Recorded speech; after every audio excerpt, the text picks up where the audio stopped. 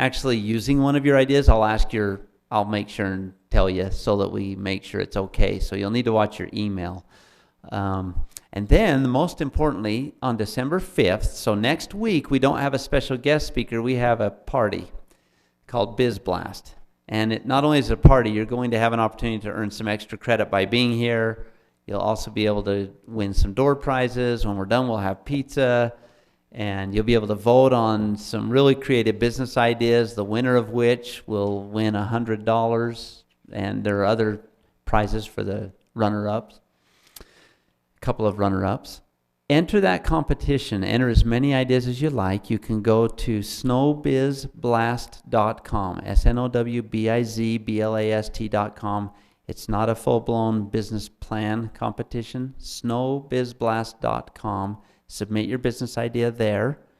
All it is an idea contest. It'll take you about 1 minute to enter the contest. Might take you all night. Might have to wait till 2 in the morning to come up with something creative enough to enter in the contest, but only take you about 60 minutes to enter, or 60 seconds to enter. Again, if you're a 2 credit hour student, you may already have entered several ideas throughout the semester. With that, I'm going to turn the time over to Doug Dyring.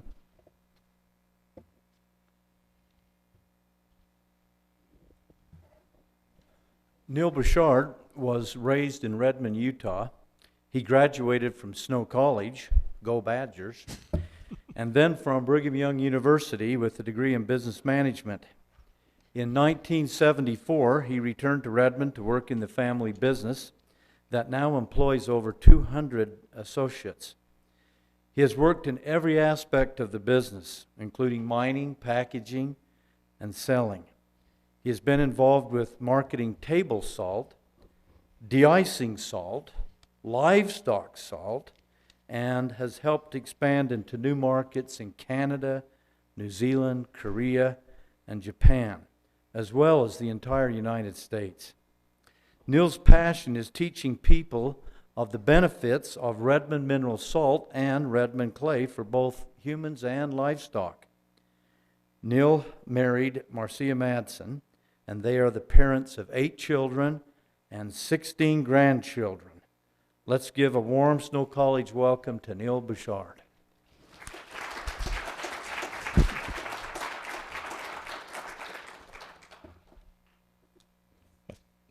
Thank you. Thank you very much for that introduction. It is a pleasure to be here. I appreciate this opportunity very much to return to a school where I had an awesome time and gained a wonderful education. Snow has changed. We got extra credit. There were things we could do at Snow to get extra credit, but never going to a party was on that list. So I can see that education has changed greatly. Snow is the warmest place, well, Snow College is the warmest snow on earth. As I have prepared for this talk, I've reflected on many of the special experiences that I had when I was here. And one that I just would like to share has nothing to do with business, but when I was here, I had a class in English from DeMont Howell, I think was his name, Mr. Howell. And in this English class, we were given the assignment to write a humorous talk or a humorous article. And so I wrote what I thought was a humorous article. It was entitled The Natural Inferiority of Women. And I ignored a lot of facts. I exaggerated other non-facts and created what I thought was a very interesting and humorous paper. And Mr. Howell thought it was very humorous too. He read it to the class. And halfway through this reading my article, there was a girl who stood up, turned around, put her hands on her hips, stomped her foot, and said, as she glared at us, "Who wrote this paper?" Well, I wasn't the smartest kid at Snow College, but I was bright enough not to raise my hand. And I just sat there trying to look very inconspicuous and sweating bullets, because then I was afraid that Mr. Howell, after he finished reading it, would walk over to my desk and say, "Congratulations, Neal." Well, gratefully he didn't. And when the class was over, I walked out trying to look very indiscreet. And a few days later, Mr. Howell privately slipped me my paper. I had another class from Mr. Howell on public speaking. And for your sake and mine, I hope that everything I learned in that public speaking class comes to the top today as I give this presentation. I would like to begin by Jay, this is my brother Jay. Jay, would you stand up? And I know you in the remote locations won't see him. Today, I feel a lot like the soldier who returns from battle and has the opportunity of telling of his experiences and receiving the honors of having been this great soldier, knowing that many of those honors are not mine. Those honors of the battles we won are due to many people who did not come home from the war, people who did not, were not there in that meeting to receive or to speak of those experiences. And as I am here today, I feel like I'm speaking in behalf of those people who were there, who are not here today, those people who made it possible for us to create the business that we did. And so I would like to think of this as a posthumous award to my uncle on the left and my father on the right. They're the ones who had the courage, who had the vision to create in 1959 what we know today as Redmond Minerals. My desire is to inspire you as to share with you some of the ideas that made us successful. This is not intended to be a step-by-step process that you need to follow, because what worked for us may not work for you.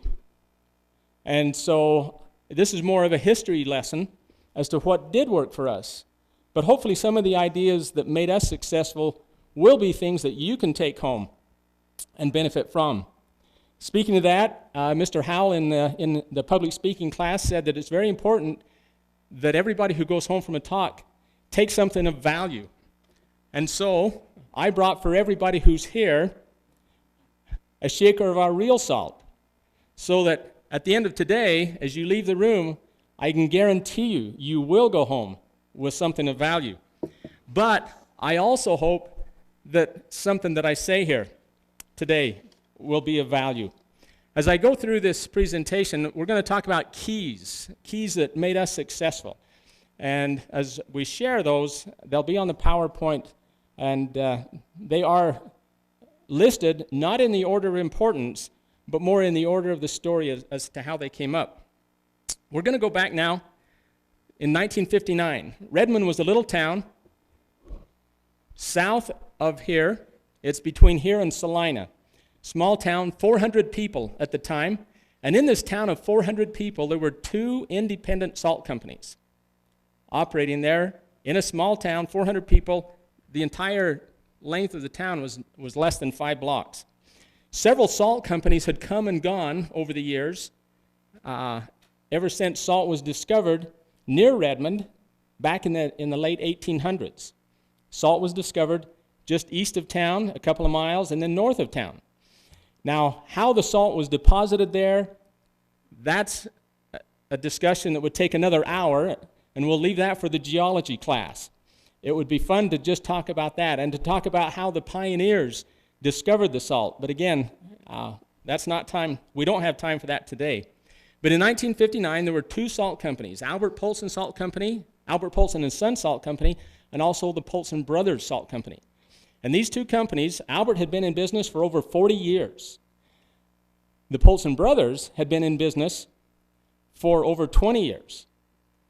Now, my grandfather, Conrad Bosshardt, he bought a farm back in the 1930s in between these 2 salt mines. And as he bought this farm in between these 2 salt mines, he farmed it through the 30s, through the 40s, and into the 1950s when my father and uncle had taken it over. Well, in the late 1950s, the drought was so bad that there wasn't enough water to irrigate the crops. And so Dad and Lamar, they looked on the one side and we had a salt mine. They looked on the other side of the farm, there was a salt mine. So they said, obviously, we're sitting on that same vein. So they decided to bulldoze the cornfield out of the way and go into the salt business. And they created an open pit just like the other 2 salt companies had. That was it was actually started in 1959. At that time, The equipment we used was the best available at the time. We built a warehouse in town, just 3 blocks from our competitors, and the name of the company was Redmond Clay and Salt, because we also had a deposit of bentonite or a bentonite clay that we were selling at the same time. Now, as they did this, that brings us to key number 1, and that is acknowledge your competition and then move forward. If Dad and Lamar had feared their competition, if they had looked at things and realized the competition that they were going up against, one company having been in business 40 years, the other one in business 20 years, they would never have gone into the salt business. But they acknowledged the competition, and then they moved forward. They could have, and they discussed putting their warehouse in Axtell, which was 5 miles to the south, rather than locating right next to their competitors. Now, what would have happened if they had done that? We don't know. But putting their warehouse 3 blocks from their competitors was a decision that did not prevent their success, and maybe it even led to it. You know, we see this same philosophy taking place today in Salt Lake. In South Salt Lake, on State Street, there are at least a dozen car companies right next to each other. In Provo, along the University Parkway, there's a handful of car companies. So companies have found that often it's better to set up business next to your competition rather than away from them, as was once thought. We see this happen in food courts. As restaurants come into a food court, and in a food court they'll have several restaurants, cafes, in food courts, in malls. They've even coined a word for this business philosophy. Instead of, the word is co-opetition. And co-opetition is the philosophy that by working in conjunction with your competitors, you can actually create some business advantages. Now, I remember that as a 10-year-old kid, I was in our kitchen when my dad came home one day, and he was talking to my mother, who was working there at the sink, and my dad told my mother that he and his brother had just come from the bank where they had borrowed $25,000, and they were going into the salt business. They were going to dig a mine, and they were going to put a warehouse there in town and go into the salt business. And I remember my mother saying, "Are you sure that's really a very good idea?" She wasn't the only one who was skeptical. The word on the street back in those days is that the Bosshards wouldn't last 6 months. Well, we did. We lasted 6 months. Gratefully, those people were wrong. And one of the reasons that this 6-month prediction did not come to pass is because of key number 2, and that is innovation. In the 40 years that the salt business had existed there in Redmond, with at least a half a dozen businesses coming and going in all those years, the salt business, they only had 3 gradations of salt. They had one kind of bag. It was a burlap bag in 2 sizes, 100-pound and 50-pound. And then they sold chunks of rock. And these chunks of rock were in sizes up to 175 pounds apiece. And these rocks were all handled by hand to get them out of the mine, handled again by hand to get them into the warehouse, again by hand to get them out of the warehouse into the customer's truck. All of these rocks, each and every rock, was handled individually by hand at least 3 times before the customer ever drove away with it. It's no wonder that the sons of those other companies had no interest in wanting to stay and be involved in the salt business. Well, Dad and Lamar were masters at innovation. Within 6 years of being in business, we had reduced the bag size, the maximum bag size, from 100 pounds down to 80. We'd increased the types of bags by 2. We had added paper bags and poly bags. We put in special screening equipment to make a 4th size of salt specifically for Moroni feed. Moroni Feed had never used the salt from Redmond because the 3 sizes that these companies had always made was too big. Even this finest salt that any of these companies had ever made was too big for the turkeys. So Dad and Lamar put in a special screen to where they could screen a salt even finer that would work for the Moroni Feed. So a 4th kind of salt. We added a dryer to minimize the caking. We added a mixer to add additional minerals to the salt. We built a what we called a rock picker that eliminated 90% of the handling of these chunks of rock. We built a mill right out by the mine where all of the screening done, the screening and processing of the salt was done, which eliminated a lot of the handling, increased efficiency. It cut the truck traffic through town. And we did all of those innovations without ever doing any advertising. All of this, up to that point, everything was built on just word of mouth. Now, how did we do all that? Key number 3, hard work. You know, as a young kid in high school, junior high, I have no idea of how hard it was from my father's perspective. But I know they worked hard.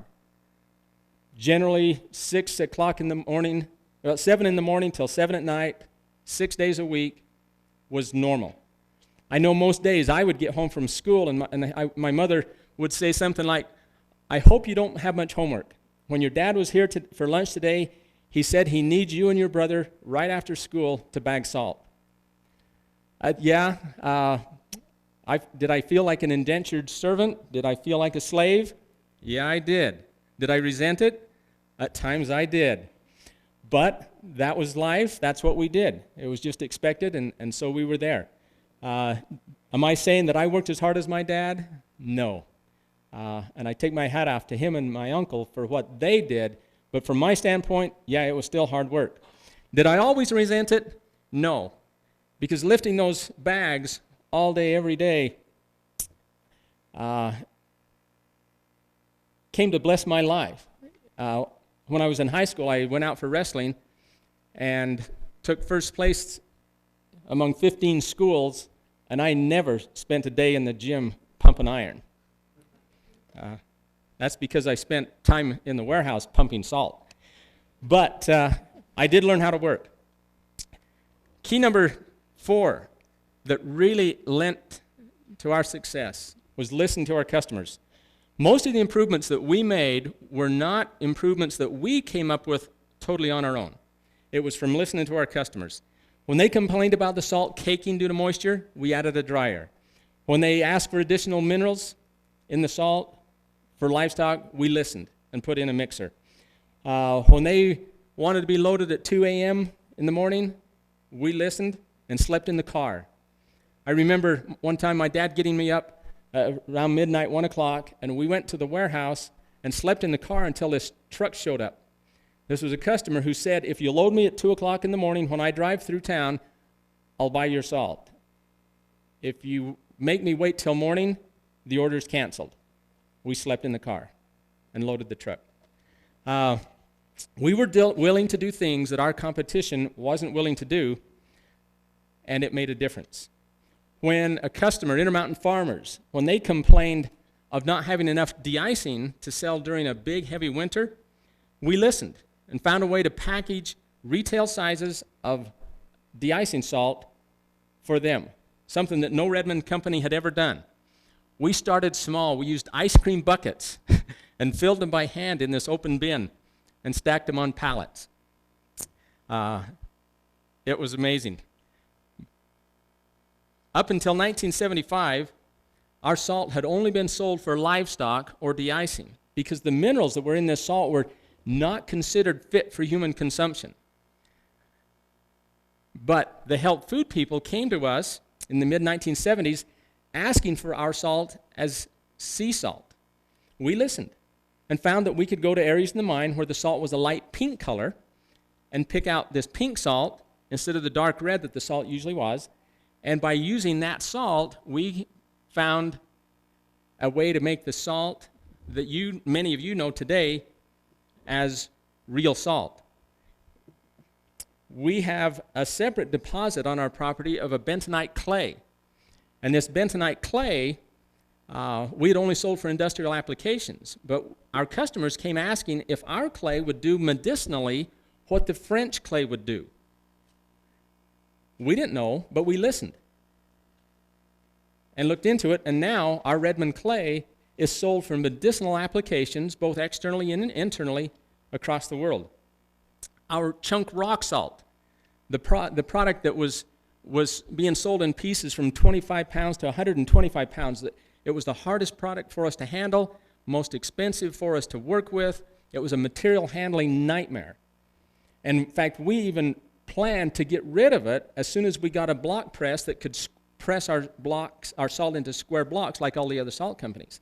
Well, as we announced that change, that we were going to phase the chunks out as we gained access to this block press, our customers in the East who were using these chunks for deer attractants for white-tailed deer, they came to us and said, we still want those chunks. Well, we listened and created a product we call Trophy Rock, which now is a world-class deer attractant, and we were able to do it at a price that makes it a win-win for us. We had a lot of our hunting customers are these guys who have these high-end, expensive horses, these million-dollar horses in these stables. And a number of those hunters came to us and said, I've got horses, and I would love to feed this mineral salt to my horses, but there's no way that I'm going to feed my horse something with a deer head on it. We listened, took off the deer head, chose a smaller size, and entered the equine market. Some of our customers who were using our food-grade Redmond clay didn't like mixing the gel themselves out of the powder. So we listened, and we began mixing the gel for them and began selling our food-grade clay in a gel form under the name facial mud for women to use as a facial. Well, at some of the shows we were at, we would have customers who would come up and say, your facial mud is the best toothpaste I've ever used. One lady said, I look forward to morning just to brush my teeth with your facial mud. We listened and thought, if they're going to use our facial mud for toothpaste, let's make a toothpaste. So we took that product and simply added some natural sweetener, some essential oils, some of our real salt, and we made a toothpaste called Earth Paste, which is a world-class, wonderful, all-natural toothpaste that people actually become addicted to. Now, I want to emphasize one thing. We have not done everything right. We've made plenty of mistakes. I don't want you to think that everything we have touched has worked. We've made our share of mistakes. A lot of those mistakes, we don't even know that we made mistakes. But that brings me to key number 5, which is don't be afraid of making a mistake. Not every swing of the bat makes a home run. Not every swing of a golf club makes a hole-in-one. And not every idea that we tried worked, but you can't be afraid of swinging that you don't even try. Now in business, you have to be realistic. You can't go out there and spend money so fast that you're out of business before your business is even off the ground. So you've got to be realistic. And we were. We needed trucks.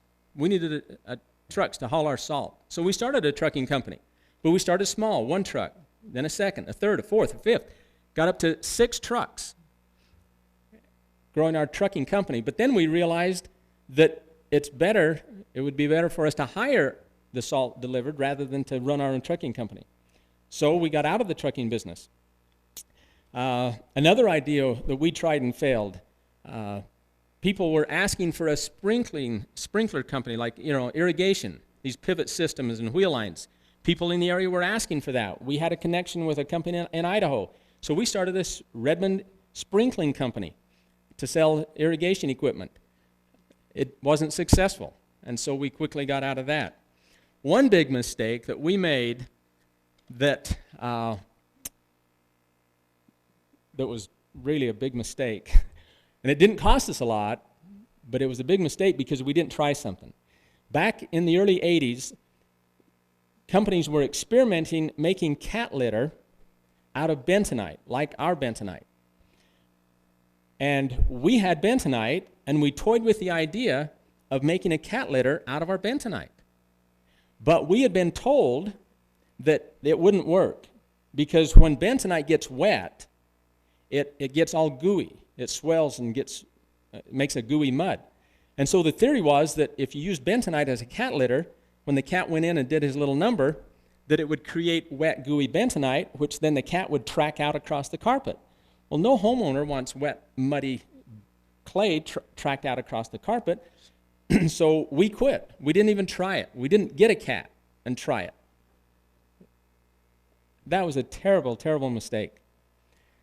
Within just a few years of then, there was a company who got a patent for clumping cat litter because they found that by putting bentonite like ours in a cat litter box, when the cat goes in and makes its little deposit, that liquid is absorbed by the bentonite and it forms a tight little clump, which then can be scooped up, and thrown away, leaving 99.99% of the bentonite still in the litter box waiting for the next deposit.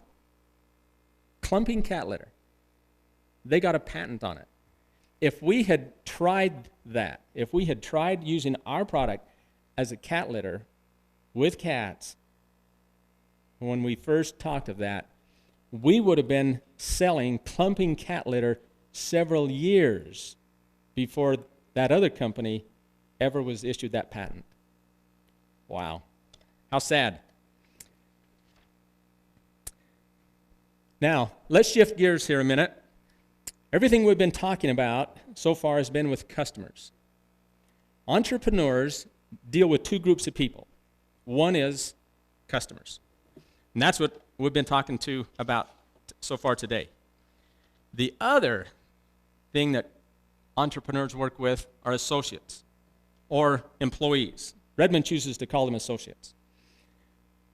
How you treat them, how you treat your employees is equally as important as how you treat your customers. In fact, a good business philosophy that I've heard is treat your employees the way you would like your favorite customer to be treated.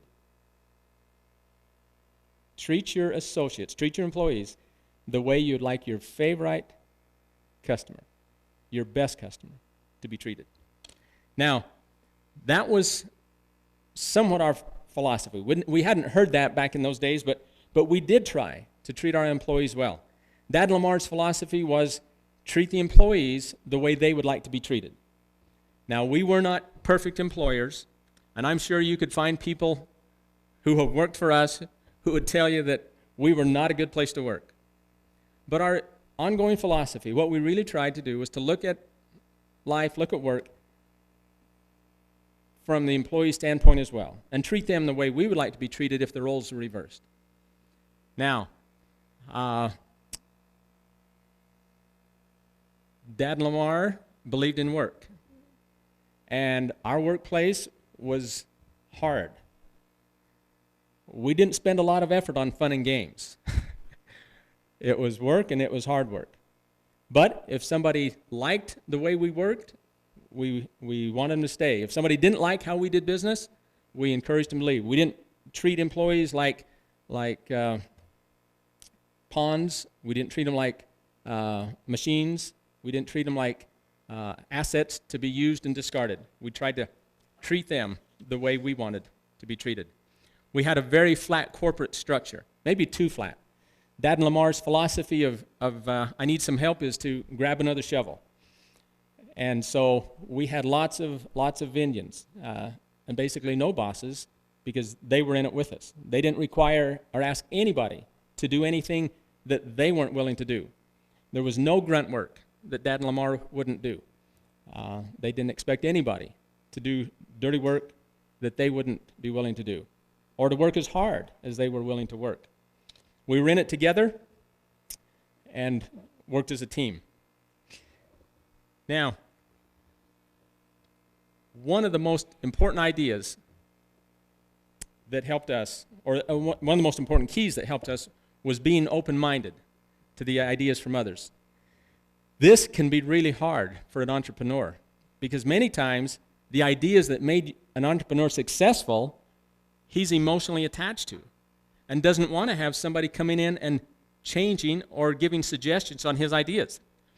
But for us, being open-minded was a real blessing. And I credit my brother Jay for helping us be even more open-minded. In the early 1990s, after 30 years of business, we had annual sales of about $2 million, and we had about 40 employees. At Jay's suggestion, we invited a group of students from a major university to come and do an evaluation of Redmond.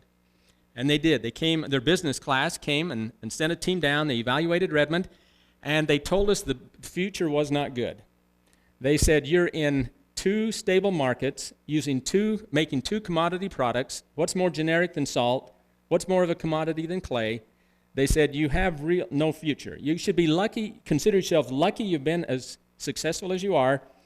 Ride the company out as far as you can, but don't look for much growth because you're in just too stable of a market. We did not have an exciting future. That was in the early 1990s. Well, a couple of years later, Jay encouraged us to bring in a consultant. Now, a consultant often is a guy who takes your watch, looks at it, tells you what time it is, and then charges you for it. Well, luckily, we got a consultant who was not typical at all. Rhett Roberts was a local boy, born and raised there in Redmond, had gone off, got his master's degree in business, and came back, and we hired him for 3 months as a consultant. And we liked what he brought, so we kept him for another 3 months. And we liked what he was still bringing, so we hired him for another 3 months. Well, after 3 of these 3-month stints, we hired him as an employee. And we liked his ideas. It would be fun if we had 2 more hours, to just talk about the ideas that made us so successful. He brought a lot of ideas from Edward Deming and Peter Drucker, great business minds of the day. A lot of the ideas that we came up with were not their ideas, but they were ideas that we came up with in our discussions together. The main thing Rhett did is he helped us see the potential that Redmond had. But we also saw that potential would need some changes. And luckily, we knew when, and we were willing to let go. Entrepreneurs start things, but the skills that are so good at starting things often are not the skills that enable a company to go to that next stage. Rhett had those skills to take it. At that point, we had brought the company from ground zero up to 40 employees, $6 million in sales in 40 years. 5 years later, we were at $17 million in sales and 80 employees. 12 years, well, another 7 years, just 7 years after that, now today, we're at $50 million in sales and 250 employees. Now, Redmond today is really an umbrella company. We have Redmond Minerals that markets our products called Ice Slicer. It's a de-icer. We have our Redmond Equine.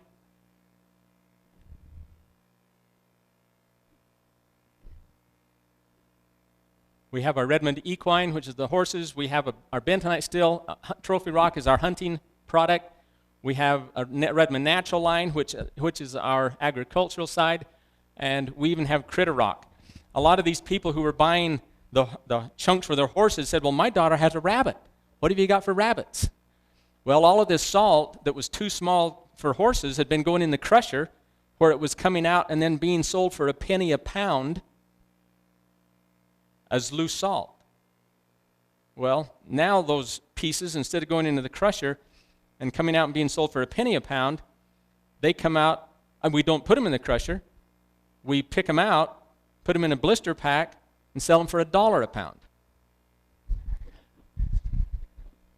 Redmond also has a line of food-grade products, including the real salt, the Redmond clay, earth paste is that toothpaste I told you about, and also bath salt and Relight.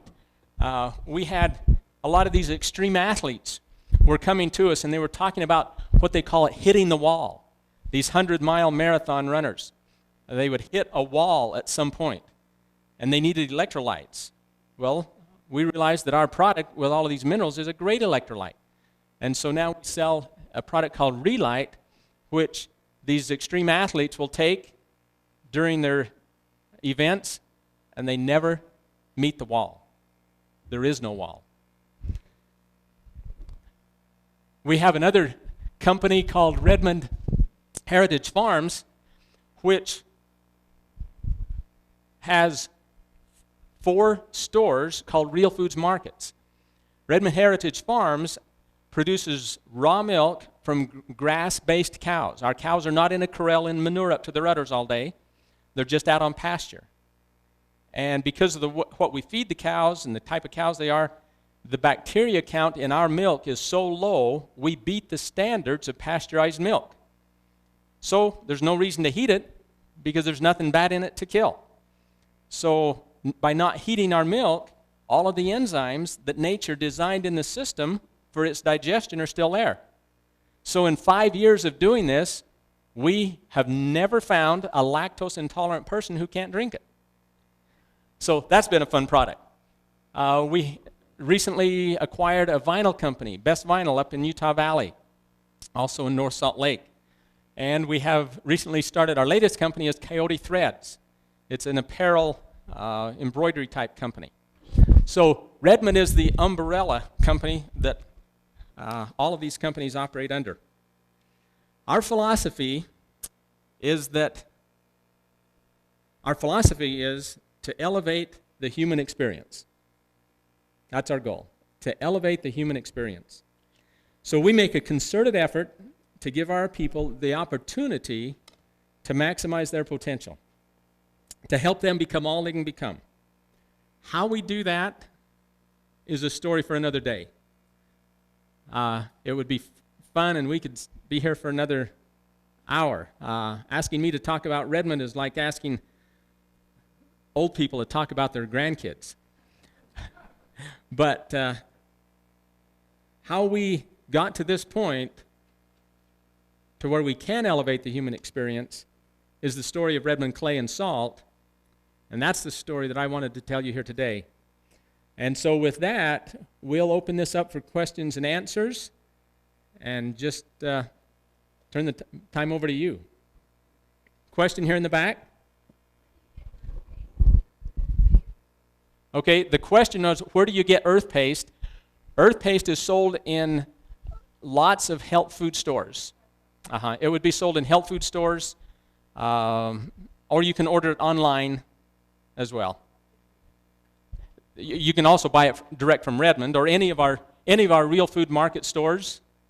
Any of the stores have it, but any health food store can get it. There's a chiropractor here in Ritzville, here in Ephraim, called Skyline Chiropractic. Our son Greg operates that, and has it there as well. It's interesting. This earth paste, our design in making it was to make a safe toothpaste. You know, traditional toothpaste, there's warnings on there. You know, do not eat, do not ingest, do not use any more than just a tiny amount. Do not ingest. Supervise your children when they're using regular toothpaste. Well, our toothpaste is so safe, so natural, and so good tasting that you could eat it. Feel free to swallow. Any other questions? Yes. What made the Bosshardt family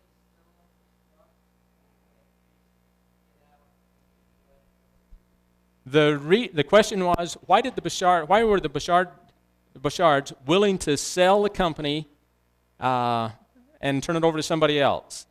The reason that we were is, pardon? Yes, the reason that we did, and it was tough. We sat through a lot of meetings, some emotional meetings. because selling the company, it had all the feel of selling one of my children. It really did. But the reason that we were willing to is because at that point, we could see that we were blessing 80 or 40 families. We could see that in order to have it go to its potential, it would take a lot of financing that we as the family did not have and were not willing to incur. So by selling the company to Rhett was very, very good. Very, very good at creative financing, willing to do it, willing to take on that debt. And so it was a win-win. We gave up the ownership. He took over the debt. We sold the company for less than what we could have on if we had gone out and found a market or a buyer, but another buyer. But we arranged a sale with royalty payments to where we stayed involved. It was a win for Rhett. He didn't need as much money to buy it. It was a win for us. And now 200 plus more families are benefiting from the operation. As we sat in those meetings, I remember thinking, what would I want the Bosshardt, if I weren't a Bosshardt, what would I want the Bosshards to do? And that's how we made that decision. Question? I'm interested in your changes also. I heard something from a friend, your friend Barbara came yesterday. I've got Barbara 40 years. Usually don't want to talk much. Give decent to me. And I heard that a consultant for a political party, Democrats, researched in his mind why the Republicans lost this last election. But none of my head, because I can bring this up before the public. I'm not so sure I want to hear the answer. He said it's a simple conclusion. He said we learn from the past, but we have to make sure we do something entirely new for the future that has the principles of the past. And if the Republican Party in their speaking had to vote that way, they've built their whole presentation on how they got to where they were without the successful setting and hired a consultant. How do you get something new with entirely new approaches and components? So I said, well, I'd like to know more about that. I'm interested in what you think about the idea of we learn from the past by preserving the virtues, principles, processes, and how to think tank, how to change something new, a new market, a new something, and build on it. It's interesting to me because I don't think there's very many people in this room who have it perhaps the results. They're not so sure what happened, but the way things are going in the world. Okay. I'm supposed to restate that question. But let me just say his issue was that by learning from the past and by changing things in the future, we can make a better future. Okay. And that's what we felt we had done, was we learned from the past, but we wanted to make things better in the future, and so we changed how we were operating and resulted in this change. You know, you sell a lot of salt for road. They use the highway for roads. You know, I wondered, does that attract deer to the highways? That salt, you know, they have this other product that they use, hunters use. I just wondered if you think that contributes to the deer being alongside of the highway. Okay, the question was, since we sell some of our salt as de-icing to use on highways, does that salt attract more deer to the highways? In our experience, and I'd say from the experience of state road crews, no, it doesn't attract it any more than any other. A lot of times the deer are attracted to the sides of the roads because that's where the greenest grass is. Because the roads are clear, the heat of the sun warms the road, warms the sides of the road, so you have better vegetation there, and the deer are more attracted to that green grass. In areas where they don't use salt on roads, deer are still hit by cars, so it doesn't contribute to it significantly. Another question? The question was, at the rate we're producing, how long do we expect the mine to last? That's a really good question. Ask me that in 100 years, and I'll tell you. We have several millions of tons. The theory is that I've heard we've got a 40-year supply. Recently I heard somebody say we've got a 100-year supply. I tell people we have enough that the salt will last longer than our society. Question? Your mind works down how can you do that kind of? The question was, our mine is an open pit quarry, because that's what it started out as, and then we use that open pit to access tunnels, and we now make tunnels in the walls that spiral down in the mine through the vein. And the question was, why don't we just make a big open pit? And it's a very good question, and the reason we don't is because we come under the regulations of the, not air quality. No, who's the people who, the EPA, and so, no, it's the people who govern what land looks like. Yeah, the Oil and Gas Commission, the Department of Reclamation. We come under the Department of Reclamation, who they require that we return the land to its original condition if and when the day ever comes that we quit. Well, if we have a huge open pit, the cost of reclaiming that and restoring that to a land that can be planted and have vegetation grow on is more expensive than to mine underground in these tunnels. Also, by mining underground in these tunnels, we get out of the snow and the rain, the heat of the sun, so it makes it a more enjoyable place to work. Other questions? We have 1 minute. Just ask you one about family business. I hear a lot of family businesses where the business can divide a family.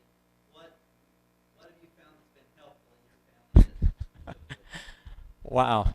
The question was that in a lot of family businesses, many times the family is torn apart by the business, or the business fails because of conflicts in the family. It'd be fun to go into the details, but basically it comes back to the reason our family was successful was Dad and Lamar is their giving attitude. Neither one was selfish at all. They were not selfish. They were not possessive. They welcomed us as sons into the business as equals. As the business grew and more cousins were involved, their attitude, their leadership of, family comes first, was very, very much in the front. And so thanks to them and their example, there was never a time when we felt like the family was at risk because of the business. Now, had we not sold out and it had remained a family business, would it have? We don't know. Never will. Thank you for your time, and I'll turn this back to Mr. Christensen.